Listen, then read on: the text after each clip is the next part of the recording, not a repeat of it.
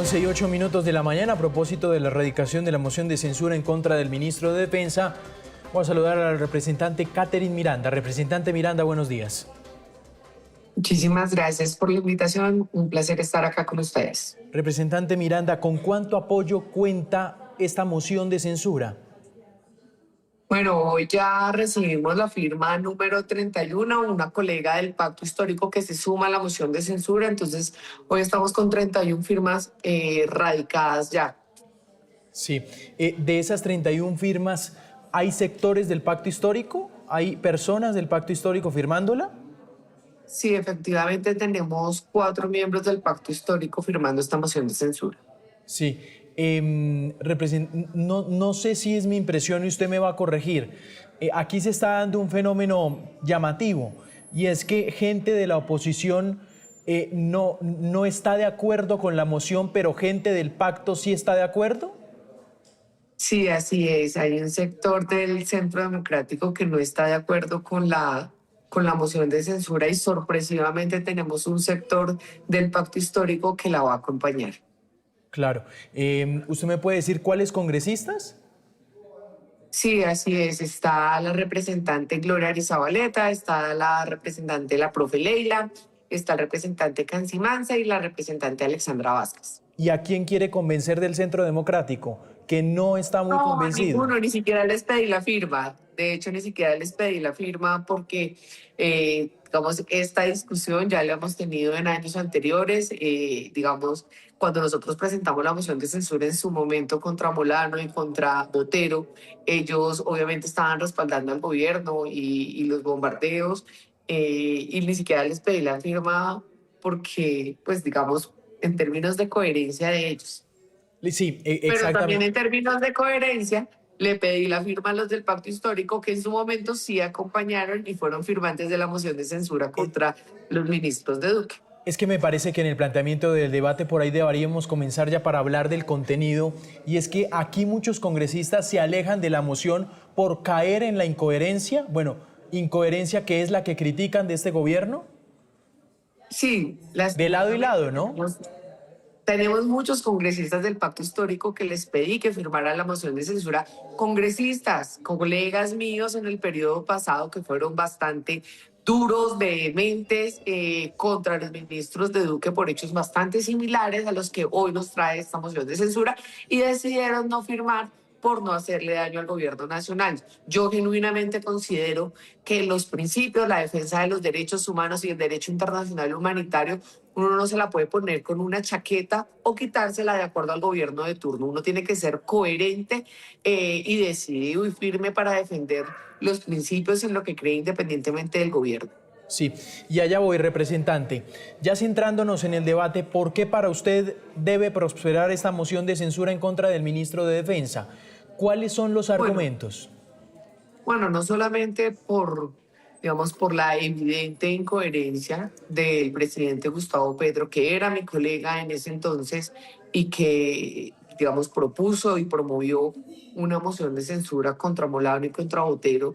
Y no solamente el presidente Gustavo Petro, también podemos hablar del hoy precandidato Iván Cepeda, que decía que había que denunciarlos ante la Corte Penal Internacional al ministro Botero y al presidente Duque, sino en términos, digamos, ya técnicos y jurídicos, es que acá se está violando sin lugar a dudas el derecho internacional humanitario en los principios de la distinción, de la proporcionalidad, de la necesidad y de la precaución, porque acá no tenemos claridades, efectivamente, lo que ha pasado en estos bombardeos. Yo lo voy a hacer, si me lo permite usted, una pequeña línea del tiempo para ver cómo nos Adelante. están mintiendo, cómo nos están ocultando información desde el gobierno nacional.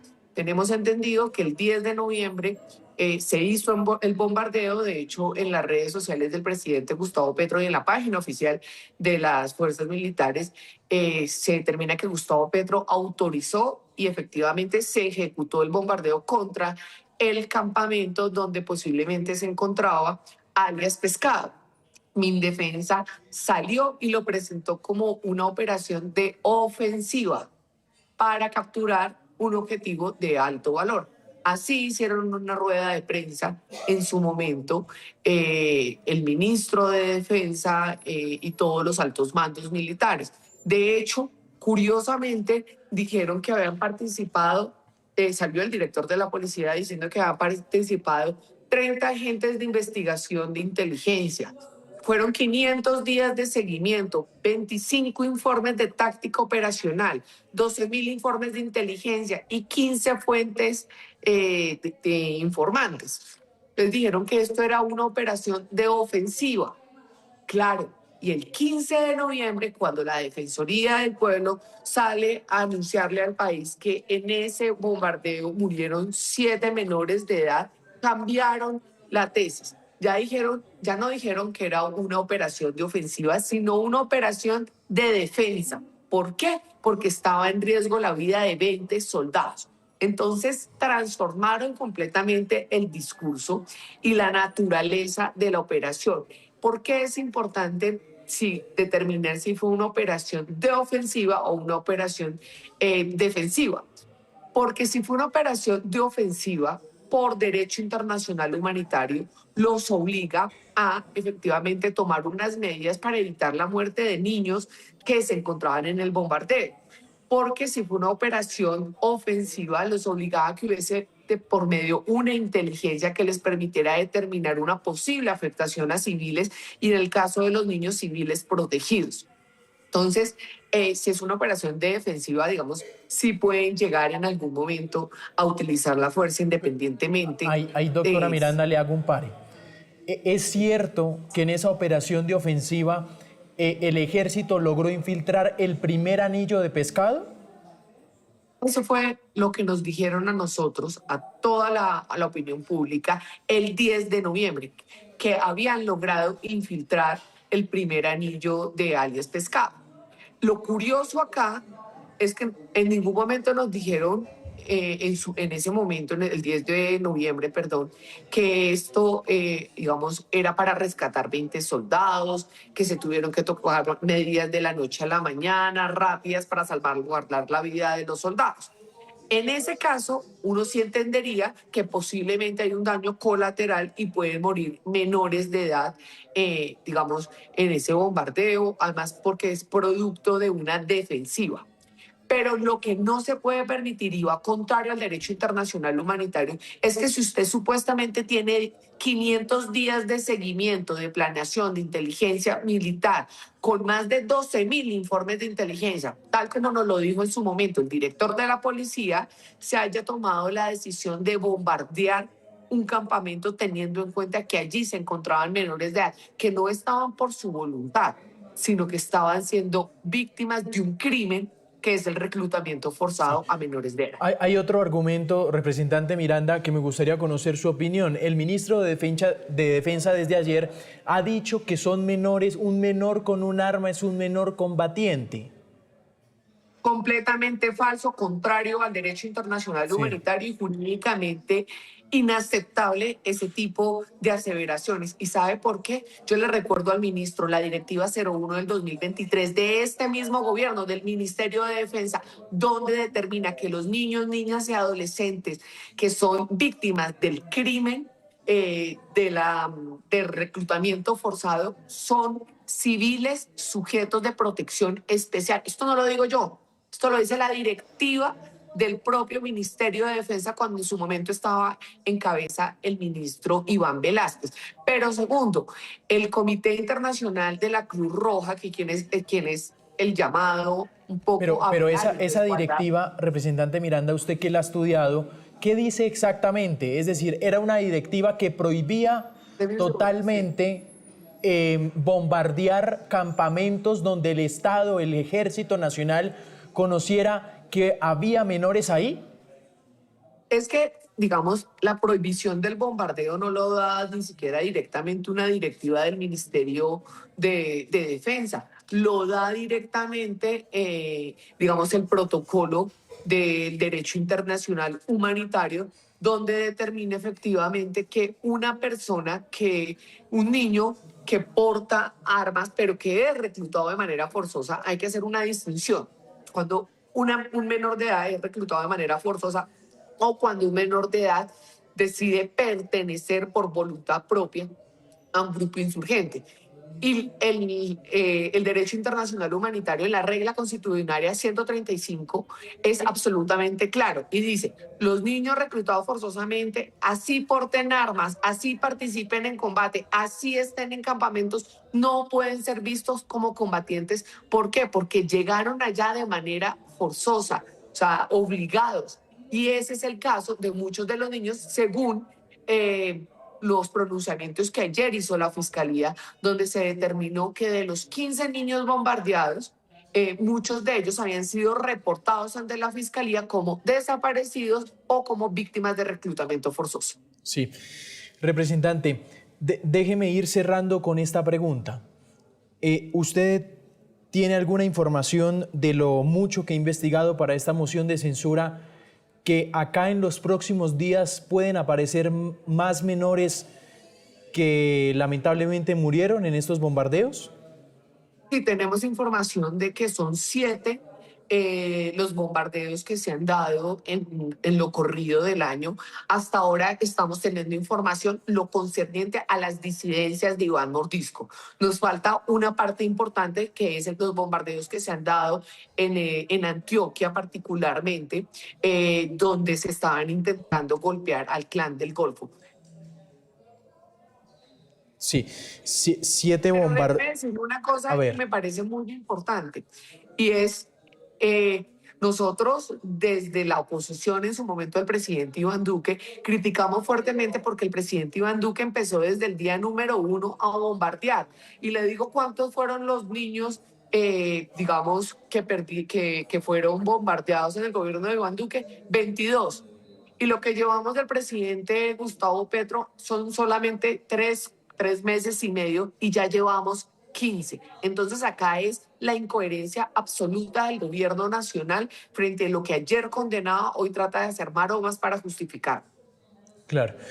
Esa información de 7 bombardeos, ¿se sabe en qué plazo fueron, doctora Miranda? Estamos determinando las fechas, cuál era el objetivo militar efectivamente que se quería golpear. Entonces, estamos en medio de la investigación. También tenemos información de que hubo pago de recompensas, por ejemplo, en el Guaviare para poder hacer el bombardeo de los 7 niños.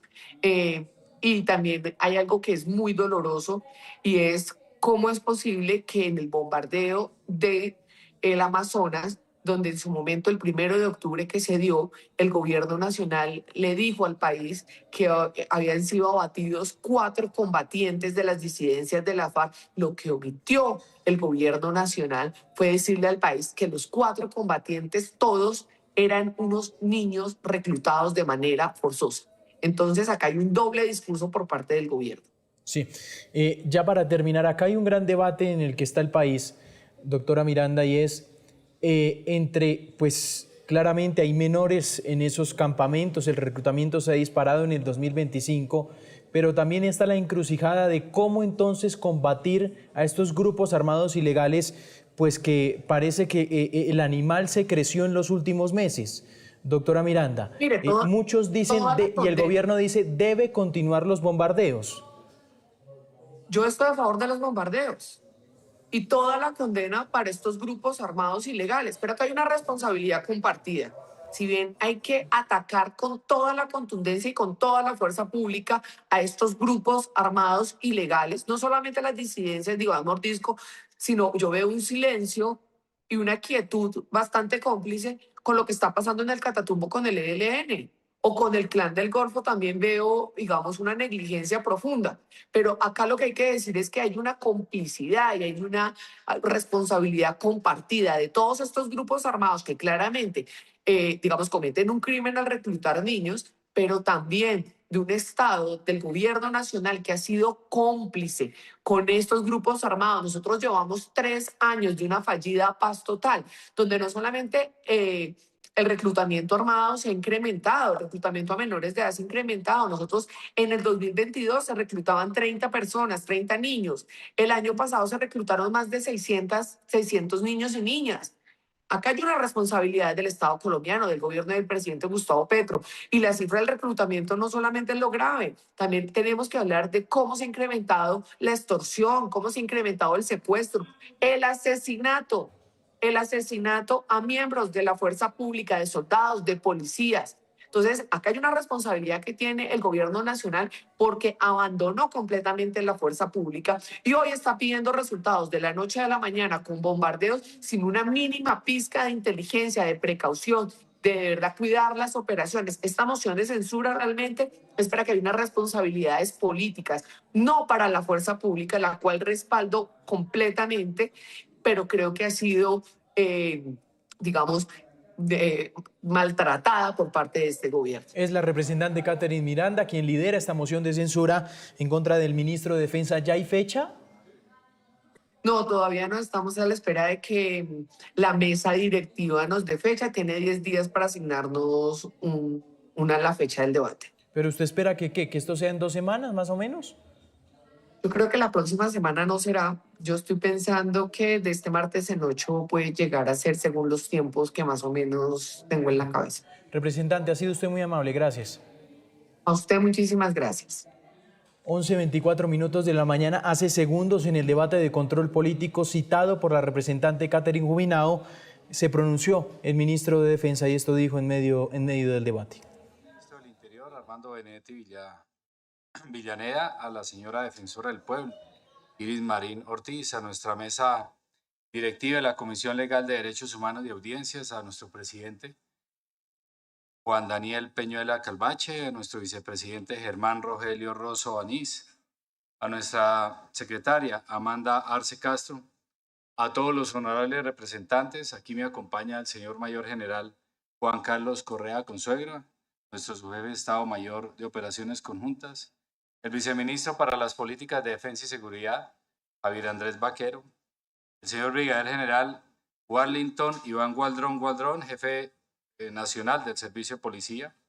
También me acompaña nuestra secretaria de Gabinete, Alexandra Paola González, y un saludo muy especial a quienes nos escuchan en este momento o que tal vez lo hagan en un futuro. Agradezco enormemente este espacio que permite a la democracia para analizar un problema estructural del país.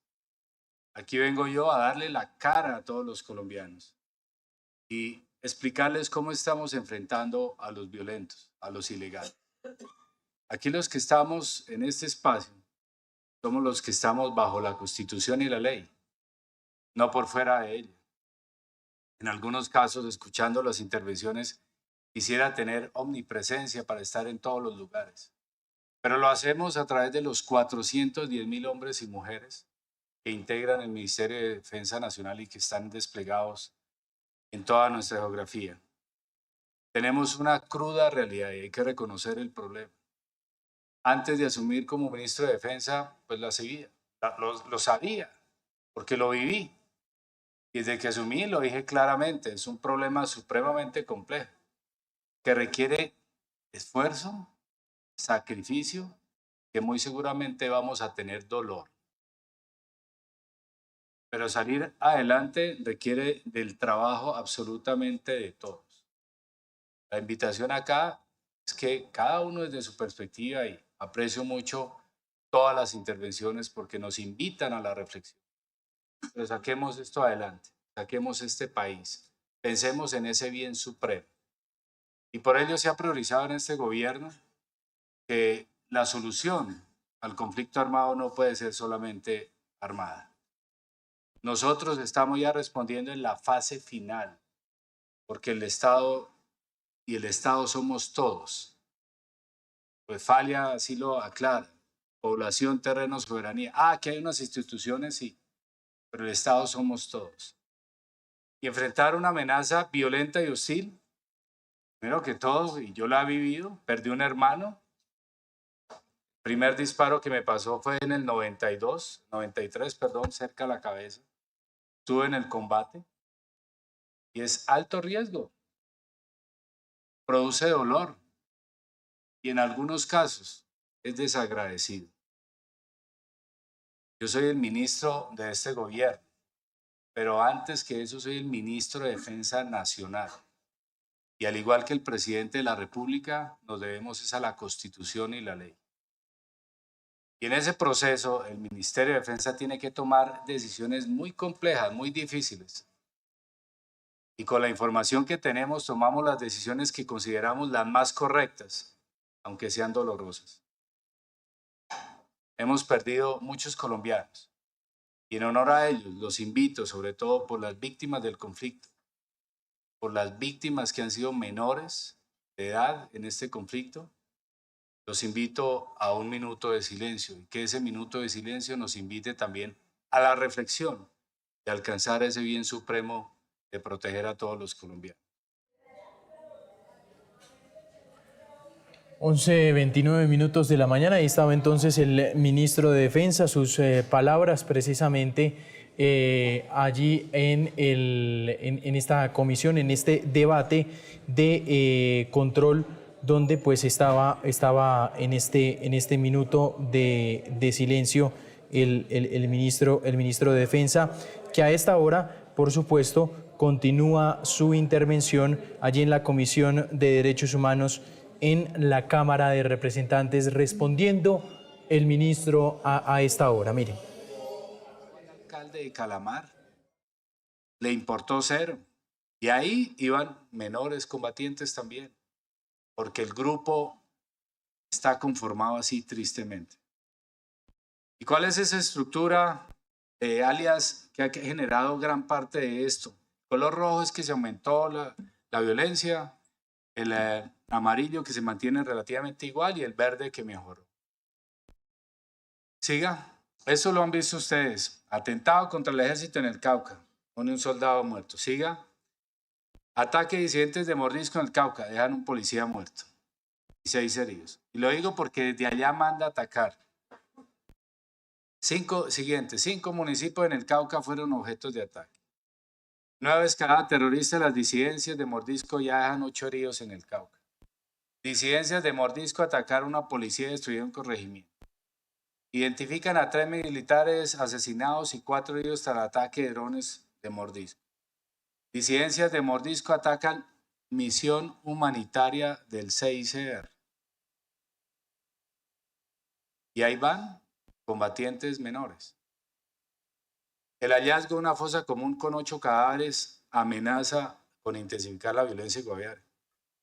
Fíjense, cuando ocurrió esto, confinados, etc. Impunidad, infiltración ilegal y encubrimiento. ¿Qué hacemos con esto?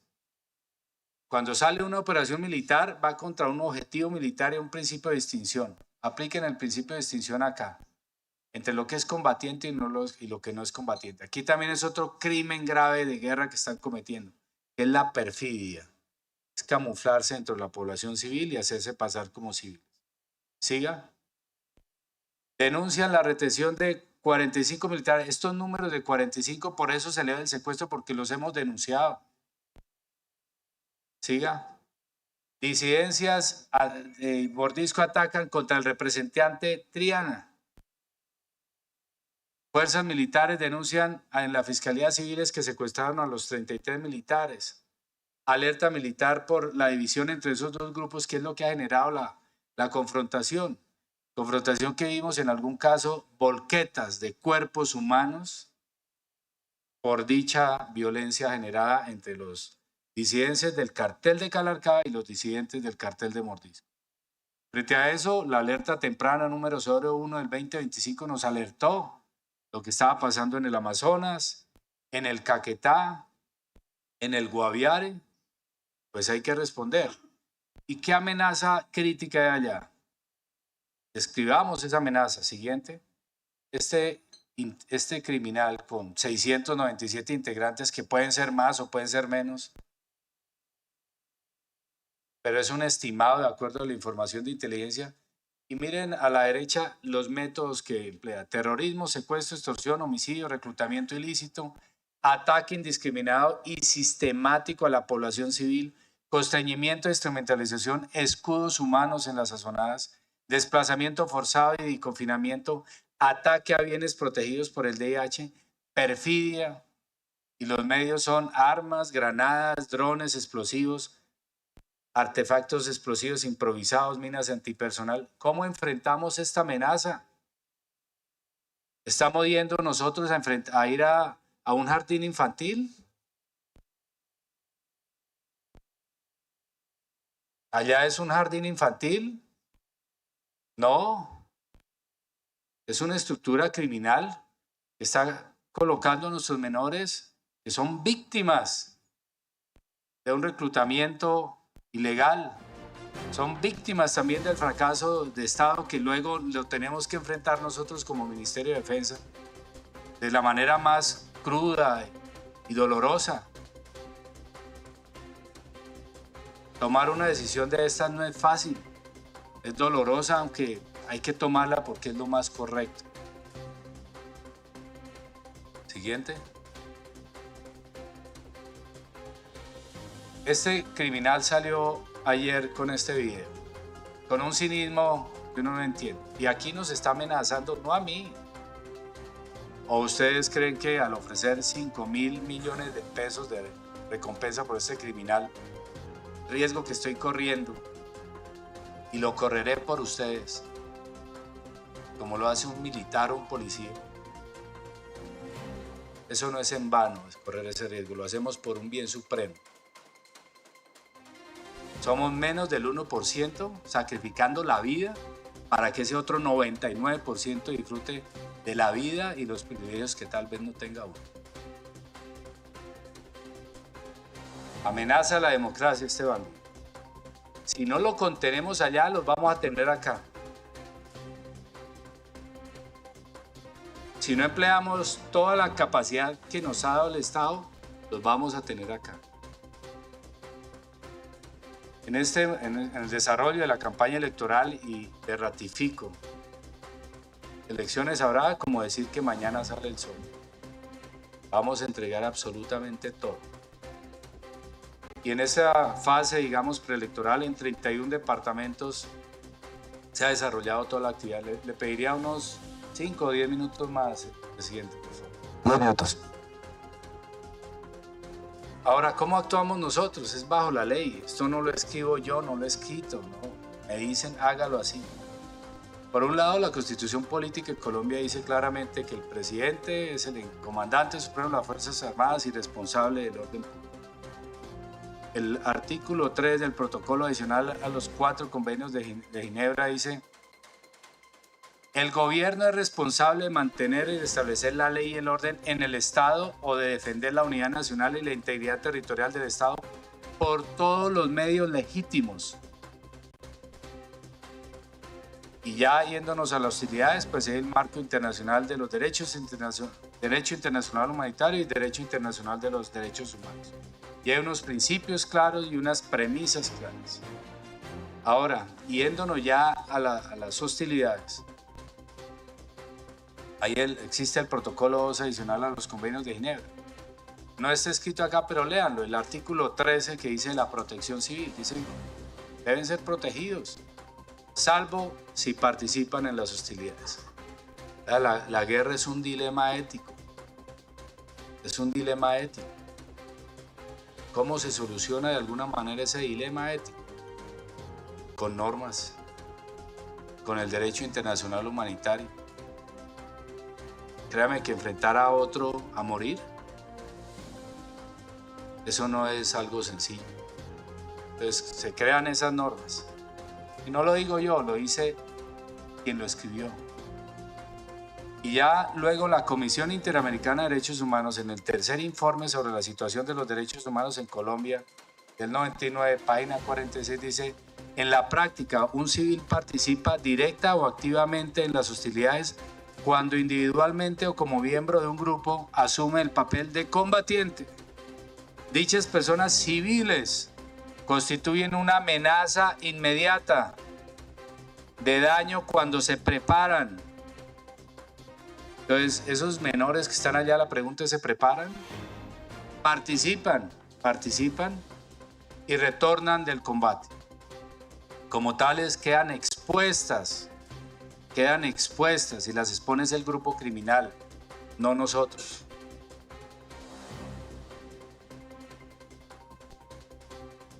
a ataque directo. Más aún, debido a sus actos hostiles, esas personas civiles pierden los beneficios de los que gozan los civiles pacíficos. Aquí no está hablando de edades, de precaución al atacar y contra los efectos de ataques indiscriminados o desproporcionados. Ahora vámonos al tema de menores de edad como combatientes ilegales. Esto lo sacamos de la fuente de la guía de interpretar la noción de participación directa de hostilidades del Comité Internacional de la Cruz Roja, página 34 a la 60. Y dice que deben tener 3 requisitos para que cubran esto de manera general. Primero, que hagan parte. Segundo, que estén entrenados. Y tercero, que tengan los equipos para hacerlo. Ahí los convierte en objetivo militar legítimo y es susceptible de un ataque legal. Lo que mata no es la edad. Díganme la edad del asesino de nuestro precandidato Miguel Uribe. 17 años. ¿Qué lo mató? ¿La edad? No. Lo que mata no es la edad. Protegemos absolutamente a todos. Los protegeremos. Esto es lo que dicen las normas, no lo que digo yo. Los protegeremos a ustedes sin distinción alguna. Así piensen diferente. Y así nosotros perezcamos en ese propósito. Ahora, el bombardeo que pasó. Siguiente. Frente a todo. Vuelvo atrás. Perdón. Ahí. Entonces, el empleo de las capacidades. Esta es ya doctrina de la Fuerza Aeroespacial. Hay diferentes maneras de aplicar la fuerza. Una es la interdicción y otra el apoyo aéreo cercano. La interdicción es básicamente para desviar, interrumpir, retardar o destruir el potencial militar enemigo. Recuerden que estamos en un conflicto, en una zona, enfrentando una amenaza letal, un grupo armado organizado que tiene una capacidad de daño rotunda, como lo vimos anteriormente. Y el otro es el apoyo aéreo cercano. El apoyo aéreo cercano tiene como finalidad la neutralización o destrucción de las capacidades enemigas que se encuentran próximas a las fuerzas de superficie, a la tropa. Y eso puede ser planeado, ese apoyo aéreo cercano. El apoyo aéreo cercano, cuando dice cercano, es la proximidad entre la tropa y la amenaza. ¿Y qué ocurrió allá en el Guaviare? Ocurrió lo segundo. Pero hacerlo hace parte de lo que nosotros llamamos que la mejor defensa es el ataque de alguna manera. Entonces, por eso, en términos de estrategia, lo pueden como un oxímoron. Si quiere la paz, prepárese para la guerra, etc. Lo puede ver así. Entonces, ofensivo, defensivo, etc. Pero lo cierto es lo que dice la doctrina. Siguiente, por favor. Este fue el lugar donde se desarrolló la acción, en el área rural de Calamar. Desarrollada el 10 de noviembre. Siguiente. Aquí les voy a explicar cómo sucedió. Con toda la inteligencia que mencionó el general Triana, horas de trabajo, informes de inteligencia, pudimos llegar a un lugar, a un área, estar en esta área. Pero es un objetivo militar dinámico. ¿Y qué significa eso?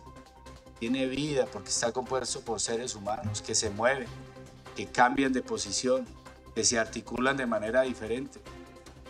Nuestra representante, por ejemplo, me dijo, y le agradezco, digamos, ese reconocimiento de haberme dicho que me quedé para cambiando ese viaje internacional. Pero si hubiera seguido todo lo normal, que la información que teníamos hace 5 días, yo ya estaría por fuera del país. Cambian las cosas. Nada es fijo. Para que un objetivo militar, para que una operación militar sea perfecta, el objetivo debe ser inerte, una silla ahí. No se mueve, no piensa, no actúa. Pero no, se mueve. Entonces pudimos llegar allá y ubicarlos en la parte donde dice combate 7 de noviembre. Ahí tuvimos un combate y le incautamos casi 10.000 municiones y armamento. Y esos integrantes de ese grupo criminal que coloca a nuestros menores como víctimas se movieron en unos 2 días, casi 3 días, a ese punto donde está arriba esa cabecita de alias Pescado. Ese fue el eje de avance. ¿Cómo lo subimos? Por inteligencia.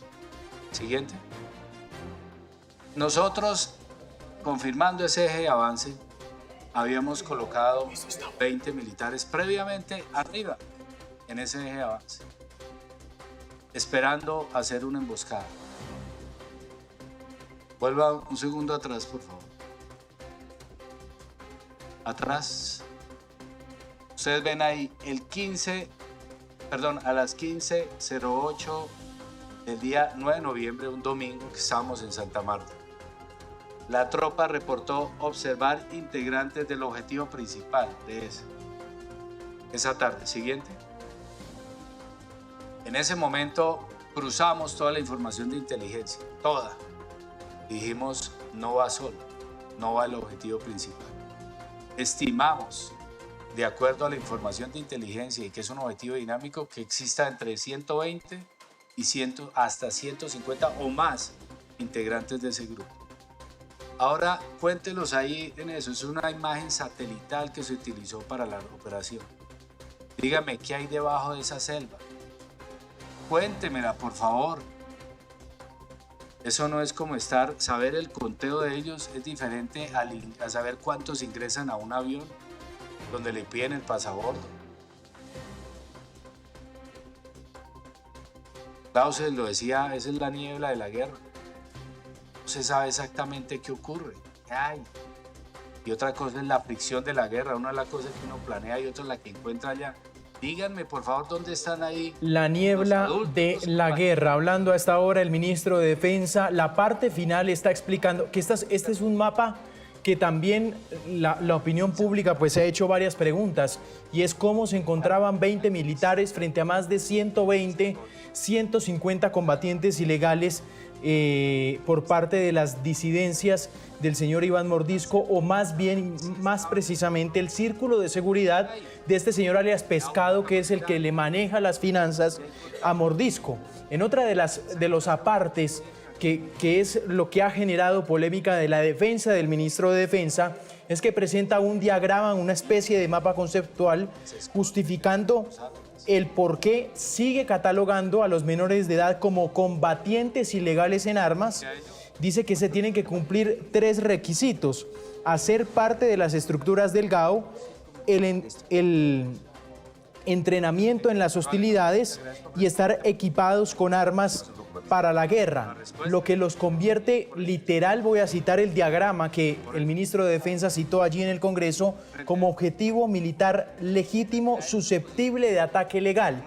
Y así es, yo creo que es uno de los argumentos centrales que utiliza el ministro de Defensa para defender a los hasta ahora 15 menores que se han reportado caídos en combate, en esos combates, en esos ataques en contra de las disidencias. Son las 11:46 de la mañana, continúa la intervención entonces del ministro de Defensa allí en este debate de control político muy duro, con señalamientos muy fuertes por parte de los congresistas. El ministro de Defensa defendiendo las últimas operaciones militares que se han hecho en selvas del Guaviare, en selvas del Amazonas, en contra de las disidencias de Iván Mordisco. En las últimas horas, durante precisamente este debate de control político, Catherine Jubinao, la representante, dijo que serían más los menores que habrían caído precisamente muertos en estos combates con las disidencias.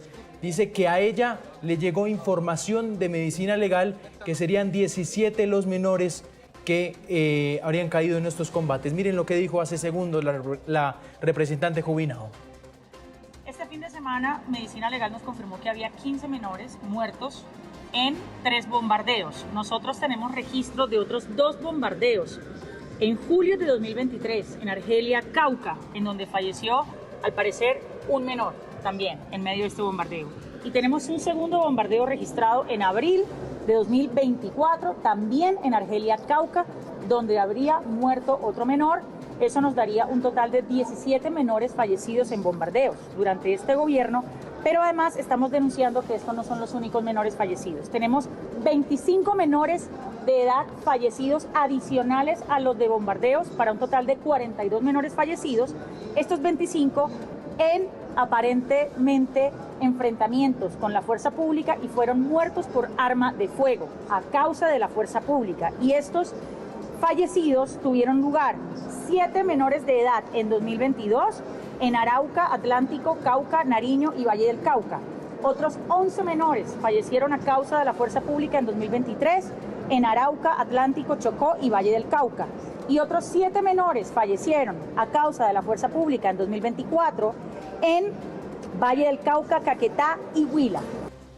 En otro de los apartes, precisamente la representante Jubinao pues amplió su denuncia de dónde venía esta información de medicina legal y por supuesto lo que ha sido el balance de este año con los lamentables menores caídos en estos combates.